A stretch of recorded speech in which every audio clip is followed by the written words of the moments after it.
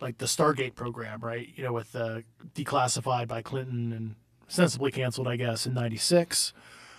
You know, where you had people trained in remote viewing and like there was feedback loops to confirm what they saw was real, and you know, either satellite imagery or human sources where they sketched out a room of where there's hostages, and they got a hostage out, and they're like, and this is a real story actually, and they're like, did you have a source in that room? How do you know where all the corridors were and everything? I was like, no, actually, Pat Price remote viewed you, and he's like, what the fuck? So there's something going on there, and that's like Gary Nolan, you know, has studied a lot of this stuff.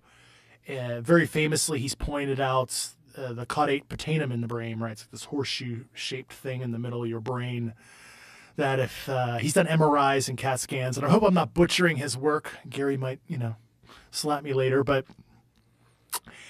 it lights up with people who have those kind of skills. They have like an overactive caudate putamen in the brain, and it's like, okay, well, is it a transceiver of some sort? I'm guessing that's the case. Is it an emerging property of human beings as we evolve? Exactly. And we're seeing just a few human beings that have this stuff. And then if it is a transceiver, where's the information? Is it in a higher spatial dimension? Or how are they extracting? How are they able to basically be non-locality, right? They're able to like project themselves somehow, their consciousness, to and this is a declassified example from Stargate, a Russian missile base, sketch the crane and where the silos are, what the status is.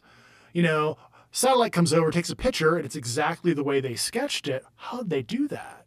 Like, it's certainly real because there is a feedback loop. Now, there's a lot of charlatans in the psychic space and all that, but like at least that government program, and I've talked to, you know, Hal Puthoff and people who actually ran that program at SRI for the CIA, then DIA in the Army. And that seems to be in Men Who's Staring at Goats, right? The George Clooney movie's the famous movie based on the Stargate program. Seems to be legit as far as we can measure from a feedback perspective. What was the explanation for the discontinuation of that program?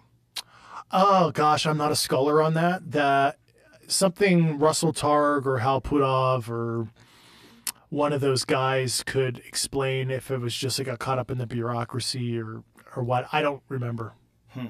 Yeah. Yeah.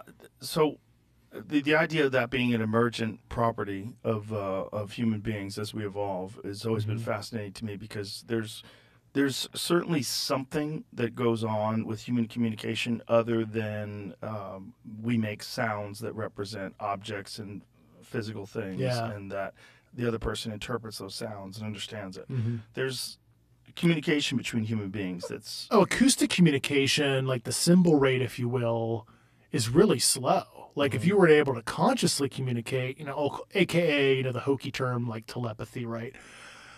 And it's funny because that's what a lot of people espouse that have had, you know, alleged contacts, right? A lot of the people that Dr. John Mack at Harvard studied over the years, where they felt like they were getting hit with like a QR code.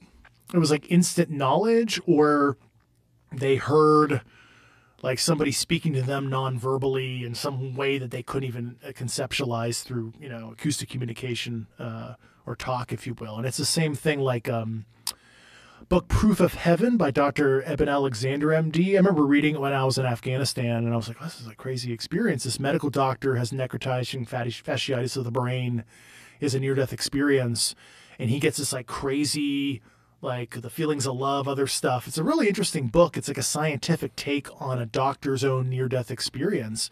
But when he came back, and somehow the fasciitis didn't eat away his brain and he was cognitively normal, he tried to write down what information or facts of the universe he learned during his NDE, and he couldn't even put it in English. It was like crazy. He didn't know how to translate it into our language. It was just, there was no like adjectives, if you were, adverbs, etc., that could describe the knowledge that he knew like natively when he had that near-death experience. It's a really fascinating book, and he talks about the disease he had and his physiological condition at the time. Really interesting.